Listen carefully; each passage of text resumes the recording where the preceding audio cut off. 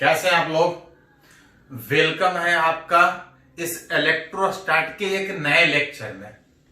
याद कीजिए, last lecture में हम लोग सीख रहे थे कि गॉस लॉ के हेल्प से किसी सिमेट्रिकल चार्ज के आसपास इलेक्ट्रिक फील्ड बहुत आसानी से निकाल सकते हैं। उसी में थोड़ा सा आगे अगर कंटिन्यू करें तो यहां पर हम लोग रिलेट करना चाह रहे हैं electric field due to uniformly charge line wire. Line wire का मतलब कि अगर किसी बॉडी पे चार्ज अगर उसके लेंथ के अलोंग, अगर किसी बॉडी पे चार्ज अगर उसके लेंथ के अलोंग है, याद कीजिए जब तक नहीं कुछ बोला जाए ऊपर भी इंफिनिटी होगा नीचे भी इंफिनिटी, जब तक नहीं बोला जाए। हाँ, शॉर्ट लेंथ में होगा तो शॉर्ट लेंथ का सोचेगा। जब तक नहीं कुछ बोला जाए ऊपर भी इंफिनिटी नीचे भी इंफिनिटी। इस इनफिनाइट लाइन चार्ज के सामने वाले किसी पॉइंट पे इलेक्ट्रिक फील्ड कितना है इसको निकालना चाहते हैं। इस तरह से हम लोग पहले भी डेराइव किए थे एलिमेंट लेके, लेकिन वो काफी लेंदी हुआ था। नहीं तो शुरुआत में देखिएगा लेक्चर दिया, इस तरह से हम लोग पढ़े हैं। इस इनफिनाइट लाइन चार्ज के सामने वाले इस पॉइंट पे इलेक्ट्रिक फील्ड निकालना चाह रहा है, गॉस लॉ की हेल्प से निकालना चाह रहा है इलेक्ट्रिक फील्ड। याद कीजिए पढ़े हैं कि गॉस लॉ से हम इलेक्ट्रिक फील्ड आसानी से निकाल सकते हैं। आसानी से तब निकाल सकते हैं जब आसपास वाला पॉइंट सिमेट्रिकल हो, that is charge symmetrical. Symmetrical का मतलब था कि इस लाइन चार्ज के अगर यहां पे अगर बात करें तो आगे पीछे अगर थोड़ा सा बात करें तो सिमेट्रिकल, हर जगह फील्ड सेम होना चाहिए। हर जगह फील्ड सेम होगा तो गॉस लॉ एक ही इक्वेशन था। एक ही इक्वेशन में अगर हर जगह अननोन एक हो कि इलेक्ट्रिक फील्ड कितना है, तो अननोन एक इक्वेशन में अगर एक ही अननोन हर जगह फील्ड सेम हो तो उस फील्ड का वैल्यू कितना होगा वो आप निकाल सकते हैं। किससे निकाल सकते हैं? गॉस लॉ से निकाल सकते हैं। उसके लिए पहले सिमेट्री ढूंढना पड़ता था कि आसपास वाला पॉइंट पे फील्ड कहां सेम। और साथ साथ गॉस लॉ लगाने के लिए हमको चार्ज को चारों तरफ से क्लोज करना पड़ता था। एक क्लोज सरफेस बनाना पड़ता था जिसको गॉसियन सरफेस बोलते थे। एक ऐसा गॉसियन सरफेस बनाना पड़ता था जहां पे पता नहीं, लेकिन इतना पता हो कि हर जगह फील्ड सेम। देखिए, तो अगर इस लाइन चार्ज के अगर आसपास वाला पॉइंट पे बात करें तो फील्ड सेम होगा कि अलग अलग होगा? तो अगर ये शॉर्ट लेंथ वायर होगा तो हल्का ऊपर हल्का नीचे, हल्का आगे हल्का पीछे, फील्ड सेम नहीं होगा। मतलब अगर ये थोड़ा शॉर्ट लेंथ का होगा, ऊपर नीचे फील्ड सेम नहीं होगा, पॉइंट सिमेट्रिकल नहीं होने के कारण फील्ड सेम नहीं होगा। शॉर्ट लेंथ वाले वायर में छोटे सेक्शन वाले वायर के आसपास वाले पॉइंट पे फील्ड गॉस लॉ से आप निकाल ही नहीं सकते। गॉस लॉ से आसानी से फील्ड तब निकाल सकते हैं जब चार्ज सिमेट्रिकल हो। तो यहां पे निकालने का बात है कि नीचे भी वायर इनफिनाइट लेंथ, ऊपर भी वायर इनफिनाइट लेंथ, और सामने वाले किसी पॉइंट पे हमको फील्ड निकालना। सबसे पहले सिमेट्री ढूंढना था और आसपास पॉइंट मिला के एक ऐसा क्लोज सरफेस बनाना था जहां पे हर जगह फील्ड सेम हो। यहां पे देखिए तो कैसा क्लोज सरफेस बनेगा। तो गौर से देखें तो हल्का ऊपर हल्का नीचे, अगर ये इनफिनाइट वायर है तो हल्का ऊपर हल्का नीचे, फील्ड सेम होगा। पता नहीं कितना, वही तो निकालना चाहते हैं कितना। जैसा इस साइड सोच रहे हैं वैसा ही अगर चारों तरफ सोचा जाए, चारों तरफ अगर बराबर डिस्टेंस पे अगर सोचा जाए, पता नहीं कितना, लेकिन इतना पता है कि उस लाइन चार्ज के सिमेट्रिकल चारों तरफ हल्का ऊपर हल्का नीचे, ये इनफिनाइट होने के कारण पता नहीं कितना, लेकिन इतना पता है कि चारों तरफ बराबर डिस्टेंस घूमिएगा, हर जगह फील्ड सेम होगा। अब कितना होगा वही तो निकालना है, कितना होगा। पॉइंट चार्ज में हम लोग सीखे थे स्फेरिकल गॉसियन सरफेस लेना पड़ता था। स्फेरिकल सेल में भी स्फेरिकल गॉसियन सरफेस लेना पड़ता था, लेकिन लाइन चार्ज में स्फेरिकल के बजाय इस तरह से सिलिंड्रिकल लेंगे तो हल्का फुल्का, हल्का ऊपर हल्का नीचे फील्ड सेम आएगा। मतलब इस केस में जो गॉसियन सरफेस लिया जाएगा, जो हम कंसीडर करेंगे, which is cylindrical Gaussian surface. इस लाइन चार्ज के आर डिस्टेंस वाले इस पॉइंट पे जहां पे फील्ड निकालना है, फील्ड निकालने के लिए आसपास सिमेट्री ढूंढ के चारों तरफ एक क्लोज सरफेस, ध्यान दे, खाली इस तरह से घूमने से क्लोज नहीं होगा, क्लोज करने के लिए ऊपर से भी क्लोज करना पड़ेगा और नीचे से भी क्लोज करना पड़ेगा, तब जाके क्लोज होगा। और जैसे क्लोज हुआ, then from Gauss law, then from Gauss law, इस लाइन चार्ज के कारण इस आर डिस्टेंस वाले पॉइंट पे जो इलेक्ट्रिक फील्ड निकालना है, total electric flux which equal to E dot DS is equal to Q inside by epsilon. इसके हेल्प से इलेक्ट्रिक फील्ड निकाल सकते हैं, जहां पे याद के थोड़ा सा ई डॉट डीएस को तोड़ने में ई और डीएस के बीच एंगल, जहां पे इज इलेक्ट्रिक फील्ड। चार्ज अगर पॉजिटिव है, फील्ड इससे सिमेट्रिकली चारों तरफ दूर जाएगा। कितना, वही तो निकालना है। अगर एरिया निकालने का बात कीजिएगा तो इधर एरिया इस साइड आएगा, एरिया इस साइड आएगा, ऊपर वाला सरफेस पे ऊपर एरिया, नीचे वाला सरफेस पे नीचे एरिया। मतलब चारों तरफ ये जो सिलिंड्रिकल गॉसियन सरफेस बना रहे हैं, सारे जगह एरिया का डायरेक्शन सेम नहीं है। और जब सारे जगह एरिया का डायरेक्शन सेम नहीं है तो सीधा सीधा इंटीग्रेशन को तोड़ नहीं सकते। फ्लक्स निकालने में हर जगह एंगल सेम होगा तो सारे को एक साथ सोच सकते हैं। हम लोग सोचे थे पॉइंट चार्ज में, सेल में हर जगह एंगल 0 था, एक ही बार में इंटीग्रेट करते थे, यहां पे एक बार में होगा ही नहीं। हाँ, अगर इस इंटीग्रेशन को अगर कैलकुलेट करना है,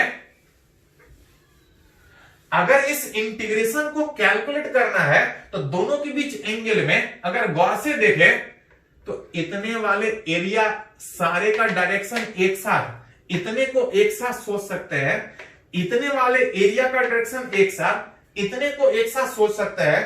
अब कर्व को अलग से सोचेंगे। मतलब इस ई डॉट डीएस जो मेरे को इंटीग्रेशन करना है, इसको एक पार्ट में नहीं, हमको 3 पार्ट में तोड़ना पड़ेगा। एक टॉप सरफेस पे अलग निकालेंगे, बॉटम सरफेस पे अलग निकालेंगे, इसके कर्व सरफेस पे अलग निकालेंगे, और सब मिला के आएगा क्यू इनसाइड बाय एप्सिलॉन। जहां पे अगर टॉप सरफेस पे बात कीजिएगा तो इलेक्ट्रिक फील्ड रेडियली इससे दूर जा रहा है, इलेक्ट्रिक फील्ड दूर जा रहा है, एरिया वेक्टर ऊपर है। इस टॉप सरफेस पे इस दोनों के बीच का एंगल कितना, तो उस टॉप सरफेस पे ई डॉट डीएस में बात कीजिएगा तो ई इंटू डीएस इंटू कितना, बाकी बहुत कुछ हो, लेकिन अगर डॉट प्रोडक्ट में एंगल 90 हो, दो वेक्टर जब परपेंडिकुलर होता तो डॉट प्रोडक्ट 0 होता है। मतलब टॉप सरफेस चाहे कितना भी बड़ा सोच लीजिए, एंगल 90 होने के कारण उससे कोई फ्लक्स नहीं पास करेगा। टॉप से नहीं पास करेगा, बॉटम से, तो बॉटम में भी इलेक्ट्रिक फील्ड रेडियली दूर जाएगा, एरिया नीचे। बॉटम से भी निकालिएगा, पता नहीं कितना फील्ड, पता नहीं कितना एरिया, लेकिन इतना पता है कि एंगल 90 का मतलब उसका भी वैल्यू 0। अगर कर्व सरफेस पे बात कीजिएगा तो लाइन चार्ज से फील्ड रेडियली दूर जा रहा था, बाहर निकल रहा था। फील्ड बाहर निकलने के साथ साथ जो एरिया वेक्टर था, जिधर फील्ड होगा एरिया उसी डायरेक्शन में, तो चाहे उस कर्व सरफेस पे कहीं भी बात कीजिएगा हर जगह एंगल 0 होगा। साथ साथ अगर इस लाइन चार्ज से बराबर डिस्टेंस पे चारों तरफ घूमे हैं, पता नहीं कितना, इलेक्ट्रिक फील्ड हर जगह सेम। इलेक्ट्रिक फील्ड हर जगह सेम है कर्व सरफेस पे। कर्व सरफेस पे इलेक्ट्रिक फील्ड हर जगह सेम है। एक एक करके एरिया जोड़ना है उस कर्व सरफेस पे। ये टॉप पे था, ये बॉटम वाला सरफेस पे था, ये कर्व वाला सरफेस पे था। एंगल हर जगह 0, बच रहा था Q इनसाइड बाय एप्सिलॉन। यहां से cos 90 0 होने के कारण टॉप वाला 0 हो गया, बॉटम वाला 0 हो गया। कर्व में कितना इलेक्ट्रिक फील्ड मेरे को चाहिए? एक एक करके एरिया जोड़ना है किसका? उस सिलेंडर के कर्व सरफेस का एरिया, उस गॉसियन सरफेस जिसके ऊपर हम गॉस को लगा रहे हैं, इलेक्ट्रिक फील्ड निकालेंगे। अगर कर्व सरफेस का एरिया ले तो इसका कुछ रेडियस था, इसका कुछ लेंथ होगा, कुछ रेडियस है कुछ लेंथ होगा। कर्व सरफेस का कितना एरिया होता है? 2 पाई आर है। अगर एल लेंथ का अगर गॉसियन सरफेस सोचे, साथ साथ क्यू इनसाइड का मतलब बाहर कितना चार्ज है उससे नहीं फर्क पड़ेगा, बाहर कितना चार्ज है उससे नहीं फर्क पड़ेगा। इस सिलिंड्रिकल गॉसियन सरफेस के अंदर कितना चार्ज है फर्क उससे पड़ेगा। याद कीजिए पहले भी यूज किए थे कि जनरली लाइन चार्ज में एक लेंथ का चार्ज देता है, लीनियर चार्ज ऐसे। और अगर एक लेंथ का चार्ज अगर लैम्डा, तो इस गॉसियन सरफेस के अंदर कितना लेंथ है? एक लेंथ का लैम्डा, ऐसा एल लेंथ इस लाइन चार्ज अंदर है। अब टोटल बाहर क्या है उससे कोई फर्क नहीं पड़ेगा, lambda L by epsilon not. जहां से एल एल कैंसिल हो जाएगा और जो इलेक्ट्रिक फील्ड आ रहा है which is 2 pi epsilon not R, arrange करके देख सकते हैं एल एल कैंसिल हो। अगर ये 1/4 पाई एप्सिलॉन नॉट रहता तो इसको क्या लिख सकते थे? इसके लिए 2 से ऊपर नीचे मल्टीप्लाई करेंगे तो आ जाएगा 2 के लैम्डा बाई आर। ये रिजल्ट पहले भी हम लोग डेराइव किए थे, याद कीजिए थोड़ा सा, कि किसी इनफिनाइट लाइन चार्ज के आसपास वाले पॉइंट पे जो इलेक्ट्रिक फील्ड है विच इज 2 के लैम्डा बाई आर, और जो फील्ड होगा इससे रेडियली दूर जाएगा। ध्यान दीजिए थोड़ा सा, +2 में इसका डेरिवेशन पूछता है और जनरली हमको इनफिनाइट लाइन चार्ज ही पढ़ना है। इससे पहले ये अलग बात है कि हम लोग डेराइव किए थे कि इनफिनाइट के बजाय अगर फिनाइट लेंथ का कोई वायर हो तो आसपास वाले पॉइंट पे फील्ड कितना होगा, पहले डेराइव किए थे, एलिमेंट वाला प्रोसेस। लेकिन जनरली जो हम लोग को पढ़ना है, जो पूछा जाता है, वो ये इनफिनाइट लाइन चार्ज ही पूछा जाता है। अतः आप बोल सकते हैं इस इनफिनाइट लाइन चार्ज के कारण जो इलेक्ट्रिक फील्ड होगा 2 के लैम्डा बाई आर, जैसे जैसे दूर जाएंगे फील्ड इससे दूर जाएगा। कौन सा रिलेशन? 2 के lambda by R. Positive charge में दूर जाएगा, अगर नेगेटिव चार्ज रहेगा तो नजदीक आएगा। जैसे एक नीट में क्वेश्चन पूछा था 2019 में,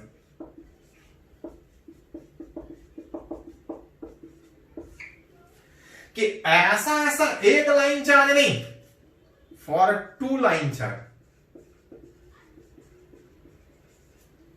जब तक नहीं कुछ बोला गया दोनों इन्फिनिटी मान के सोचे। एक पे बोला गया था प्लस इन्फिनिटी और दूसरे पे बोला गया था माइनस इन्फिनिटी, और दोनों के इस बीच वाले पॉइंट पे यहां से आर डिस्टेंस, यहां से आर डिस्टेंस, बीचों बीच वाले पॉइंट पे पूछा गया था कि इलेक्ट्रिक फील्ड कितना होगा। प्रिंसिपल ऑफ सुपरपोजिशन में आसपास जितना भी चार्ज है किसी भी पॉइंट पे निकालेगा तो सारे के कारण आएगा। इस पॉजिटिव चार्ज से अगर फील्ड यहां निकालना है तो पॉजिटिव से फील्ड दूर जाएगा और नेगेटिव से फील्ड नजदीक जाएगा। दोनों का फील्ड सेम डायरेक्शन होने के कारण दोनों ऐड होगा और दोनों सिमेट्रिकल एक ही जैसा वायर है। दोनों में से किसी एक का निकाल के डबल कर लीजिए क्योंकि दोनों का डायरेक्शन सेम है। एक लाइन चार्ज का 2 के लैम्डा बाई आर, ऐसा 2 लाइन चार्ज है, what is the resultant electric? तो ऐसा एक लाइन चार्ज हो, 2 लाइन चार्ज हो, या जिस तरह से पूछा जाए न्यूमेरिकली रिलेट कर सकते हैं। पहले इसको थोड़ा सा नोट कीजिए तो आगे हम लोग कंटिन्यू कुछ और सीखते हैं। पहले इसको नोट कीजिए।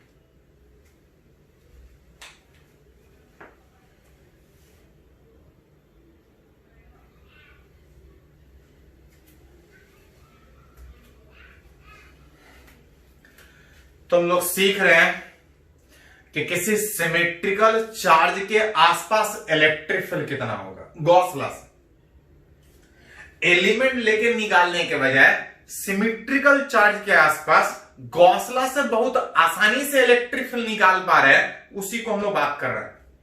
अभी हम लोग जस्ट बात की किसी लाइन चार्ज का। लाइन चार्ज मतलब चार्ज उसके लेंथ के अलॉन्ग था, तब निकाले किसी आर डिस्टेंस पे पॉजिटिव चार्ज में फील्ड दूर जा रहा था, नेगेटिव में फील्ड नजदीक आएगा, इलेक्ट्रिक फील्ड कितना होगा, तो आ रहा था 2k लैम्डा बाई आर। ऐसा जैसा भी चार्ज हो अगर सिमेट्रिकल है तो गॉस लॉ से आसानी से निकाल सकते हैं। जैसे एक और केस में बात करना चाह रहे हैं, इस बार इलेक्ट्रिक फील्ड ड्यू टू किसके कारण, यूनिफॉर्मली चार्ज हॉलो सिलेंडर। एक यूनिफॉर्मली चार्ज हॉलो सिलेंडर मतलब अंदर पूरा खाली, जो भी चार्ज होगा सरफेस पे होगा। एक यूनिफॉर्मली चार्ज हॉलो सिलेंडर, इसके आसपास वाले पॉइंट पे फील्ड निकालना चाह रहा है। जब तक नहीं कुछ बोला जाए, ऊपर भी इंफिनिटी मानेंगे, नीचे भी इंफिनिटी मानेंगे। ऊपर इंफिनिटी नीचे इंफिनिटी मानेंगे तभी आप फील्ड निकाल भी पाएंगे। हल्का ऊपर हल्का नीचे से कोई फर्क नहीं पड़ेगा। गॉस लॉ से तभी निकाल पाएंगे, फिर एलिमेंट लेके निकालना पड़ेगा। जहां पे पहला केस में निकालना चाह रहा है कि इस हॉलो सिलेंडर जिसका कुछ रेडियस है, चार्ज इसके सरफेस पे होगा, मन करे तो इसके चार्ज को लैम्डा से लिख सकते हैं। लैम्डा मतलब चार्ज पर यूनिट लेंथ। कभी कभी चार्ज है कहां पे, चारों तरफ सरफेस पे है, मन करे तो चार्ज सरफेस के टर्म में लिख सकते हैं, और मन करे तो चार्ज लेंथ के टर्म में लिख सकते हैं। अभी लैम्डा के टर्म में लिखते हैं, जरूरत पड़ेगा तो सरफेस चार्ज डेंसिटी सिग्मा के टर्म में लिख लें, जैसा जरूरत पड़े। लैम्डा एक चार्ज पर यूनिट लेंथ, एक लेंथ का चार्ज बता रहा है, सिग्मा एक एरिया का चार्ज बता रहा है। जैसा बोलेगा वैसा सोचेंगे। अभी पहले लैम्डा के टर्म में सोच रहे हैं, बाद में सिग्मा के टर्म में सोचेंगे। पहले किस में निकालना है कि इस चार्ज हॉलो सिलेंडर का कुछ रेडियस है, अगर अंदर वाले किसी पॉइंट पे हमको अगर इलेक्ट्रिक फील्ड निकालना है तो उसका वैल्यू कितना होगा। याद कीजिए, गॉस लॉ से इलेक्ट्रिक फील्ड निकालने के लिए पहले सिमेट्री ढूंढना पड़ता था कि कहां कहां पे इलेक्ट्रिक फील्ड सेम होगा, और साथ साथ आसपास सेम पॉइंट कंसीडर करते हुए, सिमेट्रिकल पॉइंट ढूंढते हुए एक क्लोज गॉसियन सरफेस बनाते थे कि हम गॉस लॉ अप्लाई करके इलेक्ट्रिक फील्ड निकाल सके। देखिए तो कहां कहां पे इलेक्ट्रिक फील्ड सेम होगा, सेंटर से इतना दूर में अगर ये इनफिनाइट लेंथ का है तो हल्का ऊपर हल्का नीचे हो जाए। इनफैक्ट चारों तरफ अगर बराबर डिस्टेंस पे, उस एक्सिस से चारों तरफ बराबर डिस्टेंस पे अगर एक सिलेंडर के शेप में घूम जाए, पता नहीं कितना, लेकिन इतना पता है कि हर जगह इलेक्ट्रिक फील्ड सेम, क्योंकि एक्सिस से चारों तरफ सिमेट्रिकल बराबर डिस्टेंस पे। मतलब इस केस में बोल सकते हैं कि जो गॉसियन सरफेस बनेगा इस बार भी एक सिलिंड्रिकल गॉसियन सरफेस बनेगा। अब देन फ्रॉम गॉस लॉ उस इलेक्ट्रिक फील्ड का वैल्यू उस जगह पे कितना है निकाल सकते हैं। टोटल इलेक्ट्रिक फ्लक्स किसी भी close surface is equal to Q inside. अब आई कितना, याद कीजिए हॉलो सिलेंडर में जो भी चार्ज है वो सरफेस पे, और हम जो गॉसियन सरफेस ले रहे हैं इसके अंदर, बाहर वाले चार्ज से कोई फर्क नहीं पड़ेगा। जो भी चार्ज इस गॉसियन सरफेस के अंदर होगा उससे फर्क पड़ेगा। इस गॉसियन सरफेस के अंदर कोई चार्ज नहीं है। सिलेंडर हॉलो होने के कारण जो भी चार्ज है सरफेस पे है, अंदर में गॉसियन सरफेस ले रहे हैं, अंदर में चाहे कैसा भी गॉसियन सरफेस ले लीजिए, net charge inside zero, net charge zero, flux zero. Flux zero का मतलब अगर अंदर वाले पॉइंट पे अगर इलेक्ट्रिक फील्ड निकालिएगा तो जीरो आएगा। मतलब किसी हॉलो सिलेंडर के पॉइंट कहीं भी कंसीडर करें, चार्ज बाहर होने के कारण जो resultant electric field inside cylinder के है वो जीरो होगा।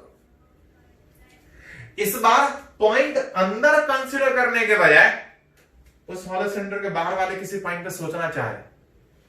उस हॉलो सिलेंडर चार्ज सरफेस पे है, जरूरत पड़े तो इसके चार्ज को लैम्डा से भी लिख सकते हैं, सिग्मा से भी लिख सकते हैं, नहीं कुछ बोला जाए तो इन्फिनाइट लेंथ जिसका कुछ रेडियस होगा। इस बार पॉइंट अंदर कंसीडर करने के बजाय इस बाहर वाले पॉइंट पे, फॉर आउटसाइड वाले पॉइंट पे मैं इलेक्ट्रिक फील्ड निकालना चाह रहा हूं। गॉस लॉ से इलेक्ट्रिक फील्ड निकालने के लिए पहले हमको सिमेट्री और साथ साथ एक गॉसियन सरफेस बनाना पड़ेगा। देख सकते हैं हल्का ऊपर हल्का नीचे पता नहीं, अगर ये इनफिनाइट लेंथ का है तभी आप निकाल भी सकते, नहीं तो निकाल नहीं पाइएगा, क्योंकि हल्का ऊपर हल्का नीचे फिर चेंज कर जाएगा अगर फिनाइट कुछ पर्टिकुलर लेंथ का हो, क्योंकि पर्टिकुलर लेंथ में ये पॉइंट अलग अलग पॉइंट। इनफिनाइट में हल्का ऊपर हल्का नीचे, इनफैक्ट अगर चारों तरफ अगर बराबर डिस्टेंस पे घूम लिया जाए, पता नहीं कितना, इतना पता है कि हर जगह इलेक्ट्रिक फील्ड उसके चारों तरफ सेम है।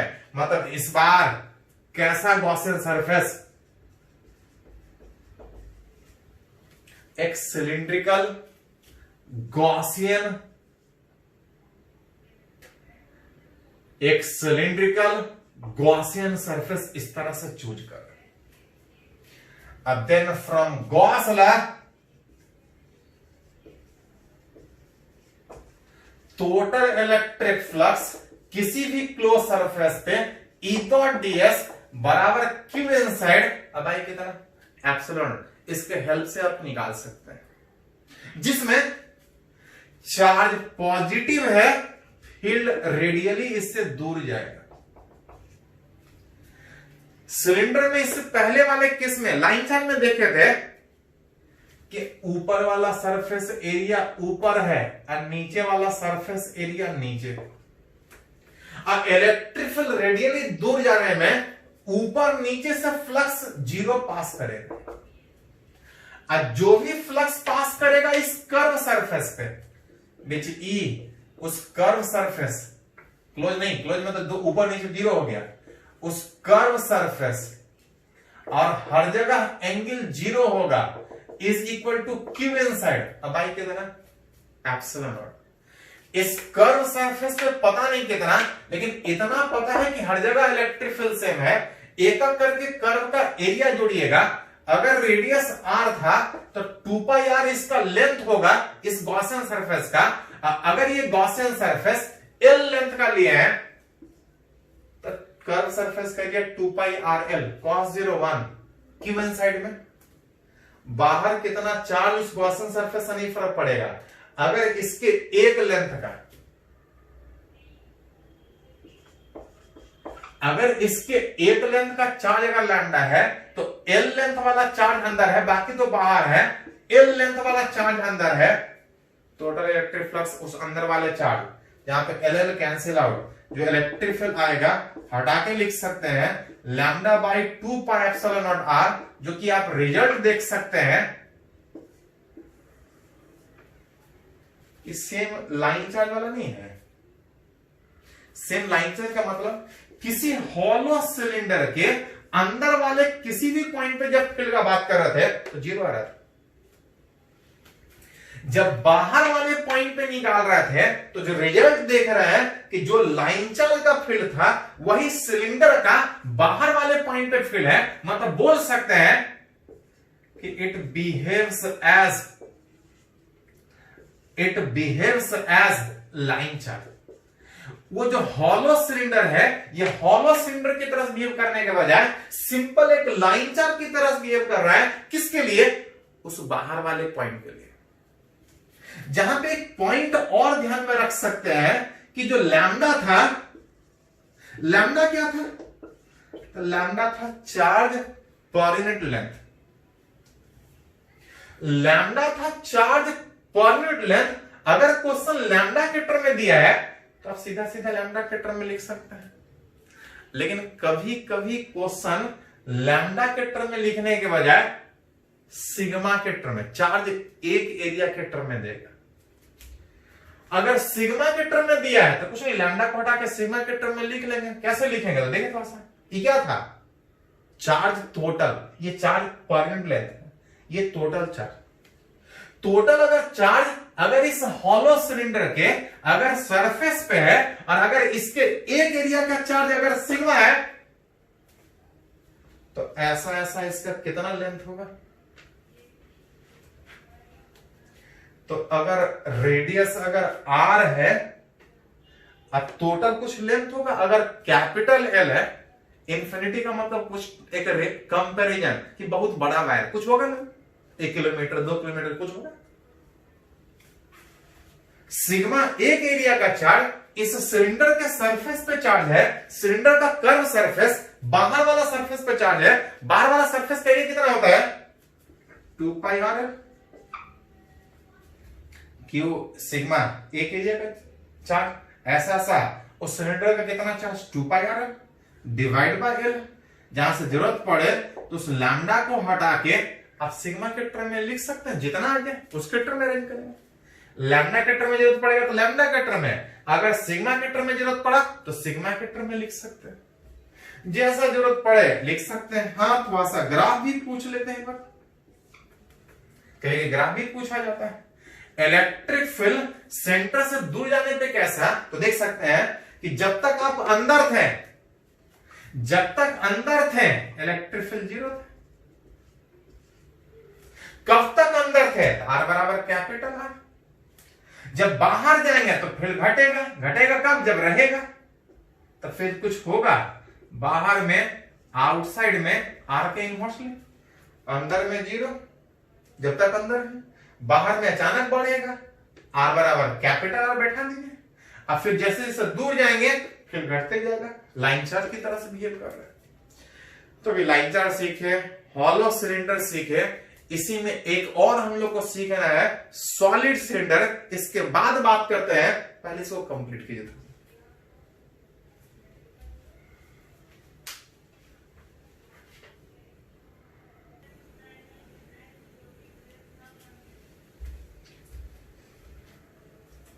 तो हम लोग सीख रहे हैं different shape of charges, symmetrical charges के आसपास किसी पॉइंट पे फील्ड कितना हो। एक और केस में अगर बात करें, इस बार यूनिफॉर्मली चार्ज सॉलिड सिलेंडर,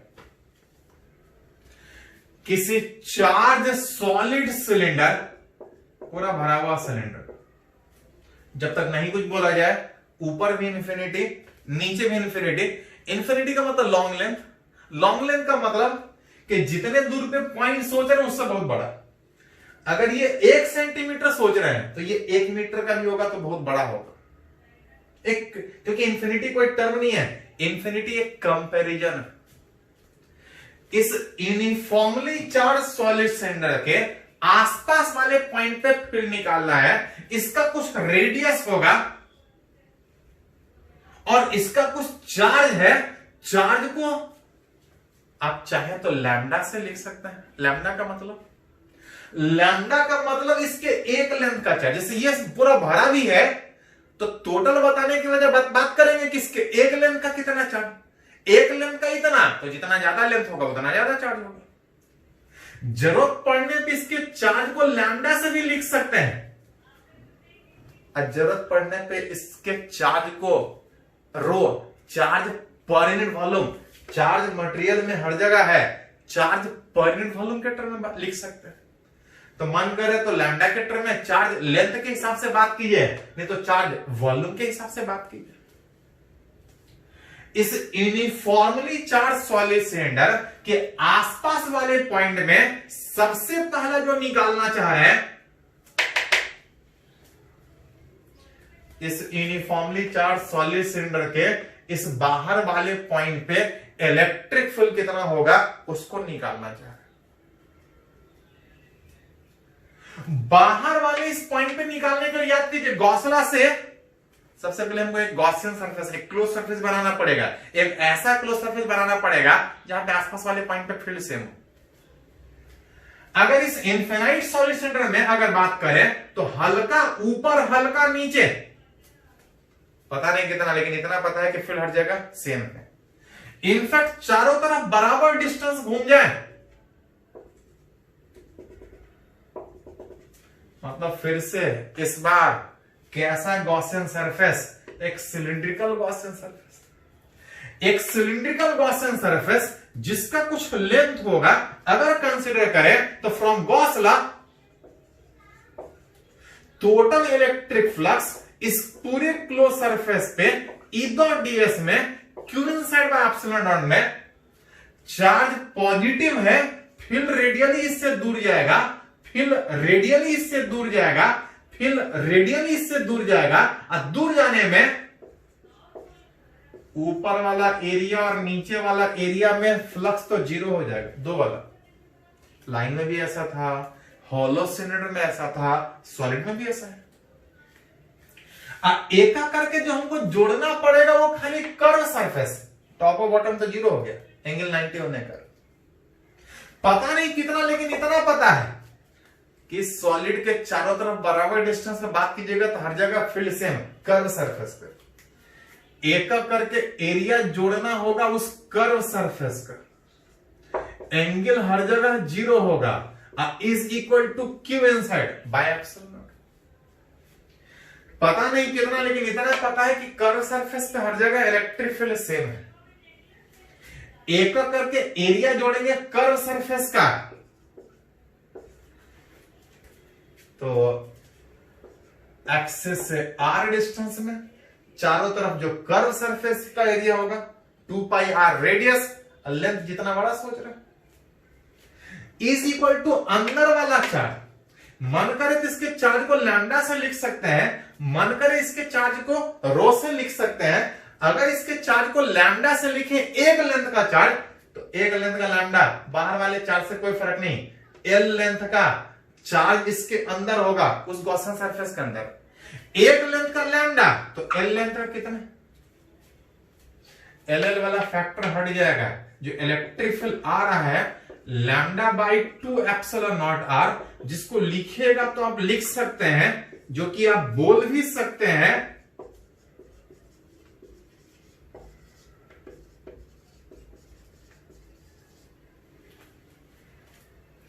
उस लाइन चार्ज के जैसा बाहर में फील्ड था, हॉलो सिलेंडर के बाहर में वैसा ही था, और सॉलिड के भी बाहर सेम फील्ड आ रहा है।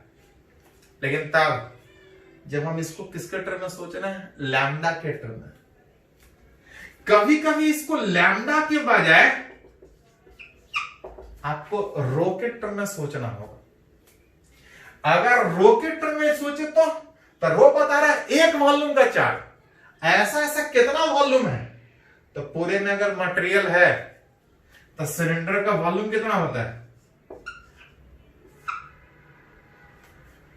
एक वॉल्यूम का इतना, सिलेंडर का वॉल्यूम होता है पाई आर स्क्वायर।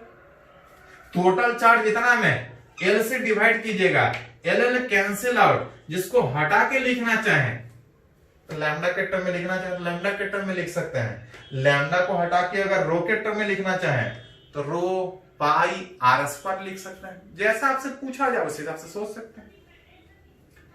ये सॉलिड सिलेंडर के बाहर वाले पॉइंट पर निकाले, इसी में एक और केस में निकालना चाह रहे हैं,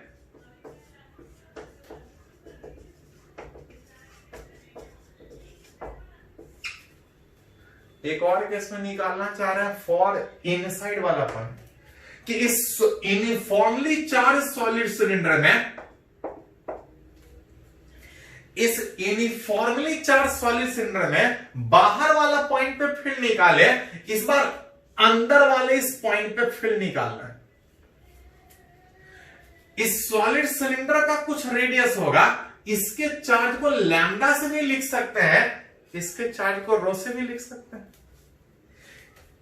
गॉस लॉ से निकालने के लिए हमको एक सिमेट्रिकल गॉसियन सरफेस बनाना पड़ेगा। कैसा गॉसियन सरफेस, एक ऐसा गॉसियन सरफेस जहां पे पता नहीं कितना, लेकिन इतना पता हो कि हर जगह फील्ड सेम है। देखो कहां कहां पे फील्ड सेम, इस सॉलिड सिलेंडर में हल्का ऊपर हल्का नीचे घूम जाए, चारों तरफ हल्का नीचे हल्का ऊपर घूम जाए, पता नहीं कितना, लेकिन इतना पता है कि हर जगह फील्ड सेम है।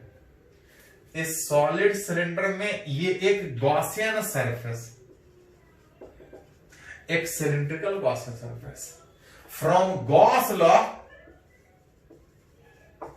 total electric flux which either ds is equal to q inside by epsilon naught में चार्ज पॉजिटिव है, फील्ड इससे रेडियली दूर जाएगा, फील्ड इससे रेडियली दूर जाएगा, ऊपर वाला सरफेस नीचे वाला सरफेस सारे जगह एक ही जैसा है, ऊपर और नीचे से कोई फ्लक्स ही नहीं पास करेगा। जो भी फ्लक्स पास करेगा उस कर्व सरफेस पे, जहां पे कर्व सरफेस पे बात कीजिएगा, पॉजिटिव चार्ज में फील्ड रेडियली दूर जाने के कारण एरिया और इलेक्ट्रिक फील्ड के बीच हर जगह एंगल जीरो होने के कारण cos जीरो बराबर q inside by epsilon. Curve surface का एरिया कितना, तो 2 पाई r है, जहां पे l इस गॉसियन सरफेस का कुछ लेंथ होगा, डिपेंड कितना बड़ा लेते हैं, r इसका डिस्टेंस सेंटर से, इज इक्वल टू बाहर क्या चार्ज है उससे कोई फर्क नहीं पड़ेगा, अंदर कितना चार्ज है उससे कितना फर्क पड़ेगा। इसमें लैम्डा के बजाय जनरली इसमें रो के टर्म यूज किया जाता है, क्योंकि सीधा सीधा वाला लेंथ अंदर नहीं है, कुछ बाहर भी। तो अगर इसमें q इनसाइड अगर रो के टर्म में लिखे तो रो क्या बता रहा है, रो बता रहा है इसके एक वॉल्यूम का चार्ज, बाहर कितना चार्ज है उससे कोई फर्क नहीं पड़ेगा, फर्क पड़ेगा इस गॉसियन सरफेस के अंदर।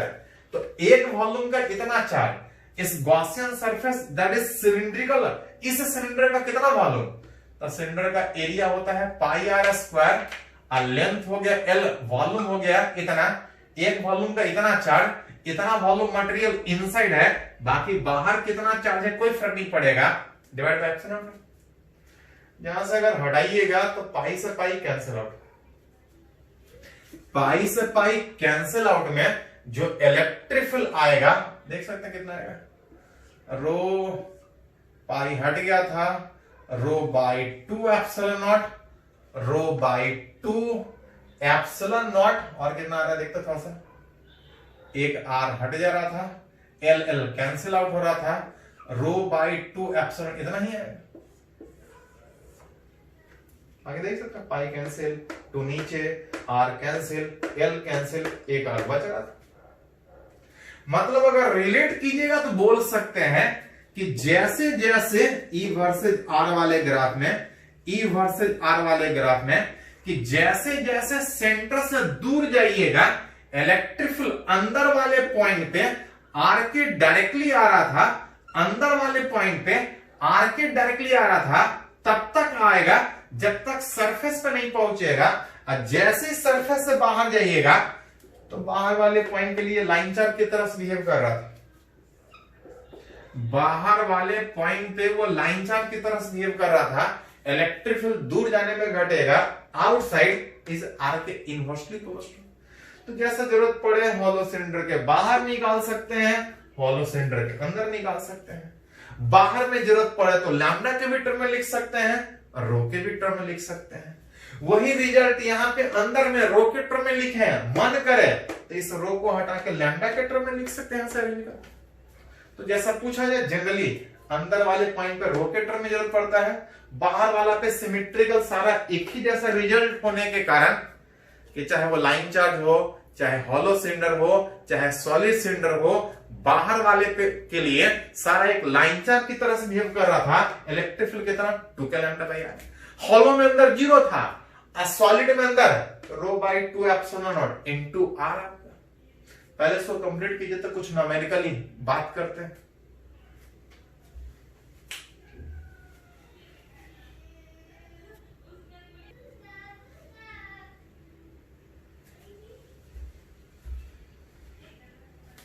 तो लास्ट वाला लेक्चर में और इस वाले लेक्चर में हम लोग अलग अलग शेप ऑफ चार्जेस के आसपास इलेक्ट्रिक फील्ड कितना होता है उसको डेराइव किए। याद कीजिए, जब तक नहीं कुछ बोला जा रहा था हर जगह चार्ज सेम मान के चल रहे थे, लेकिन कभी कभी उस तरह के क्वेश्चन में हर जगह चार्ज सेम होने के बजाय अलग अलग जगह पे कभी कभी अलग अलग चार्ज देगा, जिसको सीधा सीधा कुछ एग्जांपल से सीख रहे। जैसे एक आईआईटी में पूछा हुआ क्वेश्चन बोल रहा है volume charge density of A solid sphere जिसका रेडियस आर है, एक चार्ज सॉलिड स्फीयर जिसका रेडियस आर है, हर जगह सेम चार्ज होने के बजाय अलग अलग आर पे सेंटर से डिस्टेंस जैसे जैसे चेंज करेगा, अलग अलग जगह पे अलग अलग आर पे वॉल्यूम चार्ज डेंसिटी अलग अलग है, जिसमें के और ए कांस्टेंट है, यही खाली वेरिएबल है। सेंटर से जैसे जैसे दूर जा रहा है चार्ज चेंज कर रहा है, मतलब ये यूनिफॉर्मली चार्ज सॉलिड स्फीयर के बजाय नॉन यूनिफॉर्म, अलग अलग जगह पे अलग अलग चार्ज। अतः आपसे कुछ पूछा है कि इफ अगर electric field R is equal to R by two, R is equal to R है, R is equal to R by two, मतलब बीचों बीच वाले पॉइंट पे जो इलेक्ट्रिक फील्ड है, मतलब जो अंदर वाले पॉइंट पे फील्ड है 1/8 टाइम्स ऑफ सरफेस पे। सरफेस के कंपेयर में बीचों बीच वाले पॉइंट पे जो फील्ड है वो 1/8 टाइम्स है, तो पूछ रहा उसमें कुछ न्यूमेरिकल ए का वैल्यू कितना, अंदर वाले पॉइंट पे और सरफेस पे फील्ड में कंपैरिजन दिया है, तो फील्ड निकालेंगे तो कंपैरिजन बैठा के जो पूछा जा रहा है निकाल लेंगे। मतलब मिला जुला के बोल सकते हैं कि अंदर वाले पॉइंट पे फील्ड निकालना है, जरूरत पड़े तो बाहर भी निकाल सकते हैं।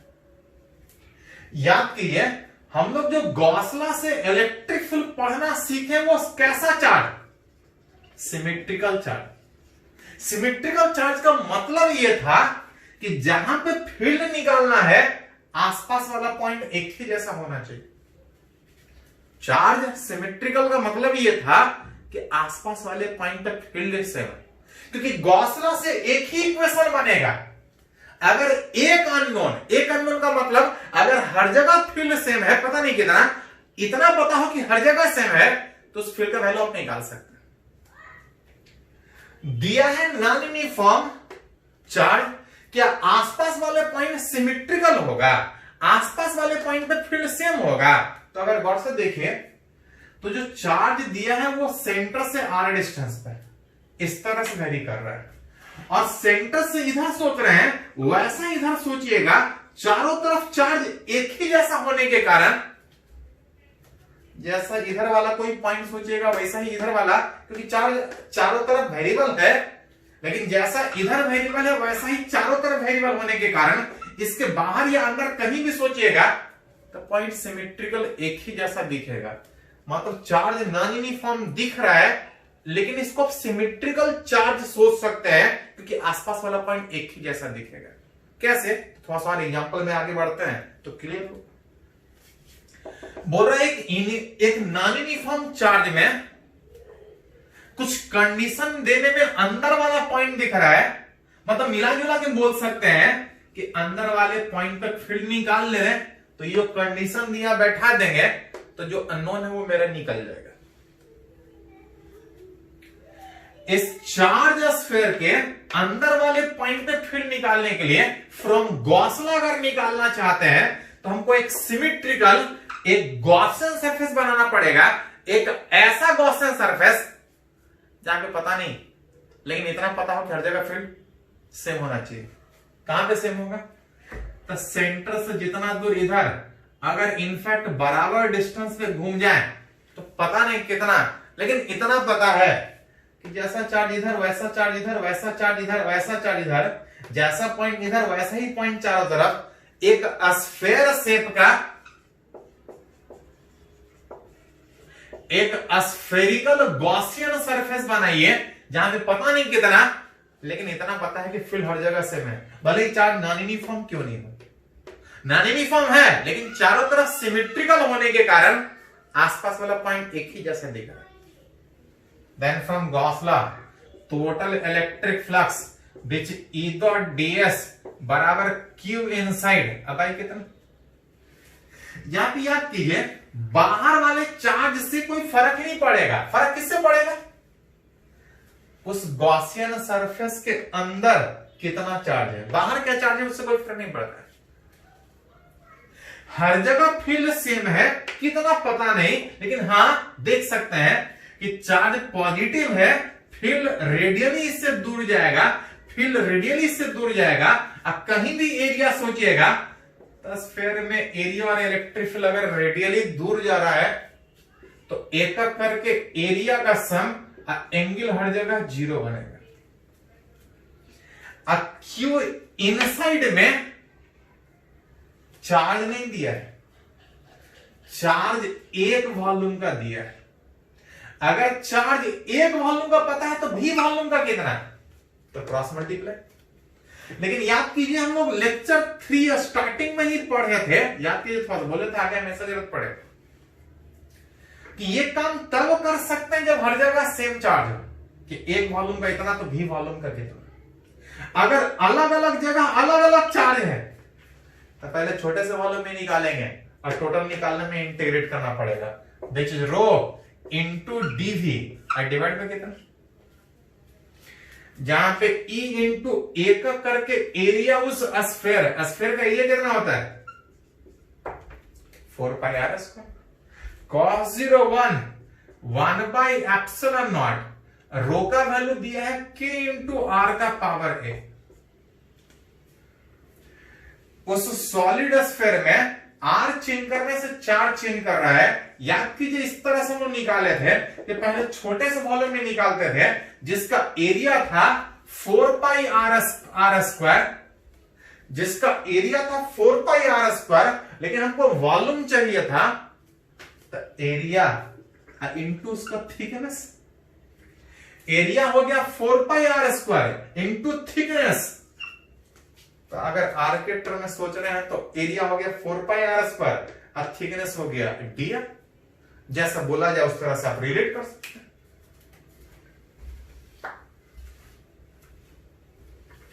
जैसा बोला जाए उस हिसाब से रिलेट कर सकते हैं। जहां पे ये तो बाहर है, इसको बाहर ही इधर रखिए, E into 4 pi R square is equal to, इस इंटीग्रेशन में कुछ कांस्टेंट है कुछ वेरिएबल, तो एक ही वेरिएबल होगा, एक करके जोड़ेंगे आगे बढ़ेंगे, रेडियस चेंज करेगा, बाकी सब कांस्टेंट में 4 पाई के बाई एप्सिलॉन नॉट, ये तो कांस्टेंट है। बच रहा है आर स्क्वायर, यहां पे आर का पावर ए, बेस सेम है तो पावर अरेंज करेंगे तो ऐड होगा। डी आर कहां से कहां तक, 0 से, टोटल नहीं चाहिए हमको, आर ही डिस्टेंस तक चाहिए। हाँ, बाहर निकालते तो हमको टोटल चार्ज जोड़ना पड़ता।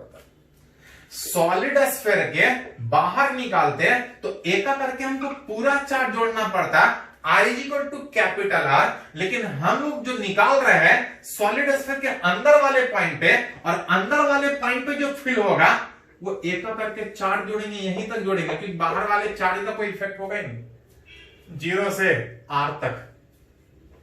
जिसमें अगर थोड़ा सा इसको इंटीग्रेट किया जाए तो ई इंटू आर स्क्वायर, 4 पाई हटा दीजिए, के कांस्टेंट था बाई एप्सिलॉन नॉट, इंटीग्रेशन करेंगे तो आर का पावर a+2 में, इंटीग्रेशन करेंगे तो आर का इंटीग्रेशन में पावर बढ़ेगा a+3 बाई a+3। लिमिट अभी बाकी है, जो भी आएगा खाली अपर लिमिट पे, लोअर लिमिट पे तो आएगा ही। खाली अपर लिमिट का आने का मतलब k by epsilon not, R का पावर a+3 बाई a+3। ये तो कांस्टेंट था, खाली आर के जगह पे आर, बाकी सब पे कोई फर्क नहीं पड़ेगा। जहां पे इलेक्ट्रिक फील्ड अंदर वाले पॉइंट पे निकाल रहे हैं, बाहर पे निकालना हो तो ज्यादा झंझट नहीं, खाली आर बराबर 0 से हमको टोटल चार्ज एक करके जोड़ना पड़ता। अगर बाहर वाले पॉइंट पे पूछता, एक आर स्क्वायर कटने के बाद जो बच रहा है, आर स्क्वायर हटने के बाद a+1 बाई a+3, ये क्या निकला इस चार्ज सॉलिड स्फीयर के बाहर के बजाय अंदर वाले। इस तरह से बहुत बार क्वेश्चन पूछा, ध्यान रहेगा। जरूरत पड़े तो बाहर वाला पॉइंट पे निकाल सकते, जरूरत पड़े तो अंदर वाला पॉइंट पे निकाल सकते हैं। वेरिएबल में बहुत बार, जेईई मेन में बहुत बार पूछा है, आईआईटी में बहुत बार पूछा है, आप प्रीवियस ईयर देख सकते हैं। लेकिन आपसे ये क्वेश्चन नहीं था, एक कंडीशन दिया था, गिवन कि electric field R is equal to capital R/2 पे जो फील्ड है it is equal to R बराबर R के 1/8 टाइम्स। R बराबर R/2 पे मतलब कुछ नहीं, R के जगह पे R/2 बैठाएंगे, K by epsilon not A plus 3 R/2 का power A plus 1 is equal to 1/8 times of R is equal to R, मतलब R का वैल्यू कैपिटल है, K by epsilon not R का power A plus 1 divide by A plus 3। कुछ हट रहा था, हटा लीजिए, K बाय एप्सिलॉन हट जाएगा, A प्लस 3 हट जाएगा, और जो बच जाएगा इसको अगर थोड़ा सा अरेंज करें तो R का पावर A प्लस 1 और डिवाइड बाय 2A का पावर A प्लस 1, यहां पे जो बच रहा था R का पावर A प्लस 1 बराबर 8। इस 8 को लिख सकते हैं, ये हट जाएगा, और अगर ये बराबर है तो इधर भी बराबर होगा। बराबर होने का मतलब कि ये 2 का ज्यादा, तो एक बार थोड़ा सा लिख लीजिए, 1/2A प्लस 1 बराबर 8, दैट इज 2 का पावर 3। बाकी सब सेम है, ये सेम तब होगा जब पावर सेम होगा, दैट इज A प्लस 1 बराबर 3, ये 1 उधर चला जाएगा। और यही तो हमसे क्वेश्चन पूछा था, what is the value of A, तो कुछ नहीं, अंदर पूछे तो अंदर निकालेंगे, बाहर पूछे तो बाहर निकालेंगे, थोड़ा सा खाली लिमिट पे फर्क पड़ेगा। हाँ, ये वाला कैलकुलेशन पहले ही लेक्चर 3 में सिखाया था, अगर ध्यान में नहीं है एक बार वापस लेक्चर 3 पे जाइएगा, इलेक्ट्रोस्टैटिक, कि एक वॉल्यूम में इतना तो टोटल वॉल्यूम में कितना चाहिए। हर जगह सेम होता तो सिंपल निकलता, वेरिएबल है तो इंटीग्रेट करके निकालना पड़ेगा। एक आध एग्जांपल और देखते हैं, पहले इसको नोट कीजिए थोड़ा सा।